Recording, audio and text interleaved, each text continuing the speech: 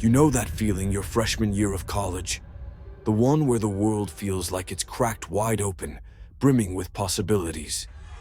You're away from home, surrounded by thousands of people your age, and the air itself seems to hum with the energy of late-night study sessions, new friendships, and the promise of becoming who you're meant to be.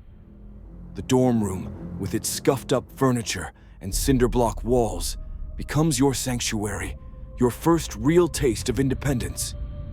It's supposed to be a safe space, but for some, those thin walls and long, anonymous hallways become the backdrop for something else entirely, a story they'll tell for the rest of their lives. If they're lucky, we're going to talk about a few of those stories today. True stories that peel back the veneer of campus safety and reveal the chilling reality that sometimes the most terrifying things happen in the places we least expect. Let's start at Western Kentucky University. Picture a typical freshman dorm, a place buzzing with life. Two roommates, let's call them Sarah and Megan, were settling into their new life. Like most dorms, theirs had a communal bathroom down the hall.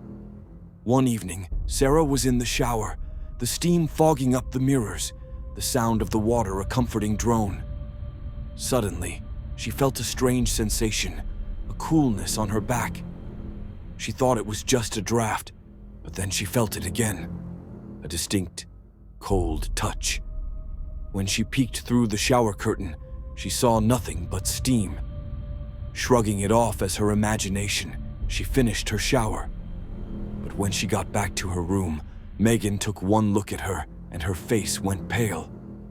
On Sarah's back, stark against her skin, was a perfect red handprint, as if someone had pressed their ice-cold hand firmly against her. The terrifying part? The handprint had 6 fingers. This wasn't a one-time event. Over the next few months, they experienced a haunting that seemed to escalate. Objects would fly off their shelves, the door would slam shut and lock from the inside, and they'd often hear disembodied whispers when they were alone. It turns out their dorm was built on the grounds of a former hospital, and their specific room was located where the morgue used to be. The 6-fingered handprint became a chilling legend on campus, a story whispered from one generation of students to the next, a terrifying reminder that the land your dorm is built on might have a history it's not ready to forget. Our next story takes us to the University of Wisconsin-Madison, a sprawling, beautiful campus with a dark secret hidden in plain sight. In one of the older, more gothic-looking dorms, a student named Emily was having trouble sleeping. Every night she'd wake up around 3 a.m. to the sound of faint scratching coming from inside her closet. At first, she dismissed it. Old buildings make noises. It's probably pipes or mice, she told herself. But the sound grew more persistent, more rhythmic. It started to sound less like an animal and more like fingernails dragging slowly down a wooden door. She complained to her RA, who found nothing. Maintenance came and checked for pests. Again, nothing. Her roommate thought she was just stressed from exams. Emily started to feel like she was losing her mind. One night, woken by the relentless scratching, she'd had enough. Bolting upright in bed, she screamed at the closet, "Whatever you are, just leave me alone." The scratching stopped. A heavy silence filled the room.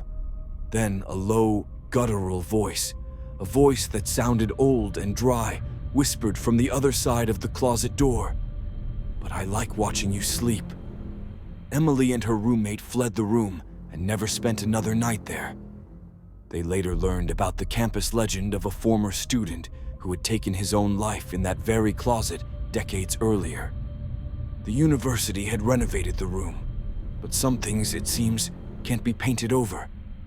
The idea of someone, or something, being that close to you while you sleep, hidden just a few feet away behind a thin wooden door, is a violation of the deepest kind. It turns your sanctuary into a stage for a predator you can't see.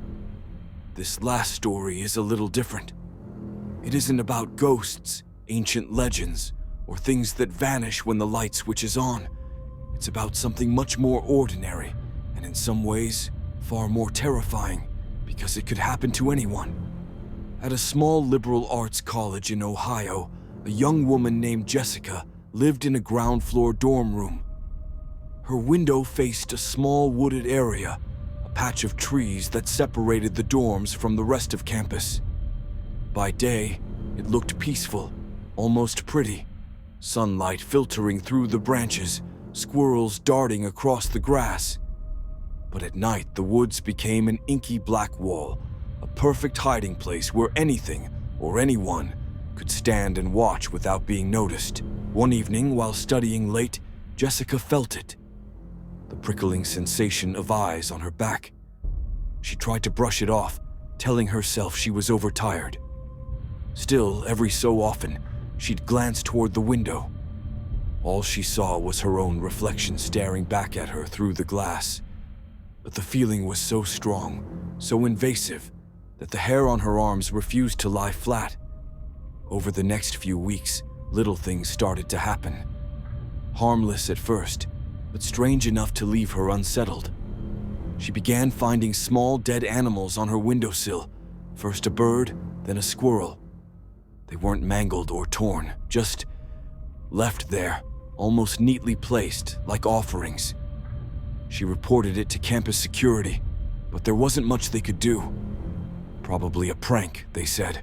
College kids being weird, nothing to worry about. Then the phone calls started. Always at night. She'd answer, but no one spoke.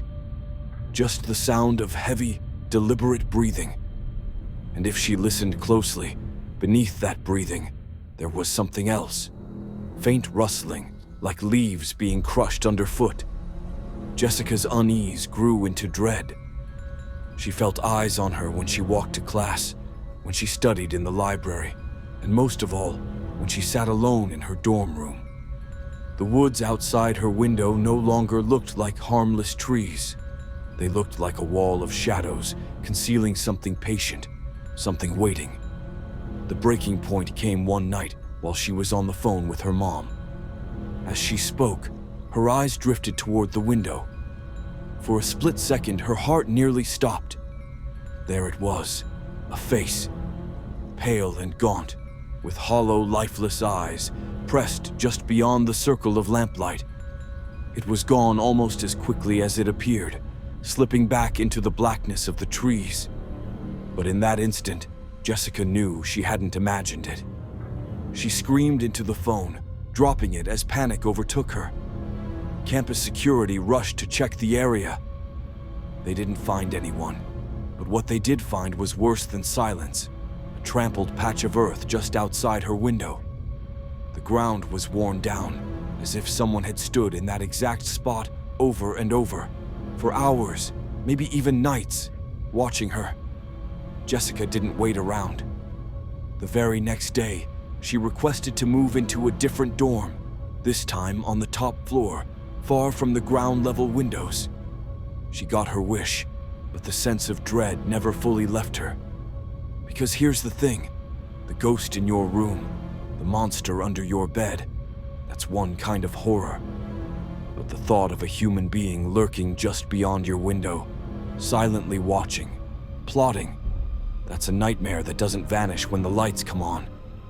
It's a reminder that sometimes the real monsters aren't the ones in the dark legends. They're flesh and blood, and they walk among us. These stories aren't just campfire tales. They're rooted in real experiences, in unsettling moments that shatter our sense of safety. They remind us that behind the cheerful campus tours and glossy brochures, there's another layer of reality, one that's darker, stranger, and far more frightening. Dorm rooms are strange places after all. They hold the lives and memories of countless strangers stacked on top of each other, or someone from the outside decides to stick around. If this story sent a shiver down your spine, and if you crave more tales hiding in the shadows of everyday life, you're in the right place. Subscribe to our channel, because the world is full of true horror stories. We're just getting started.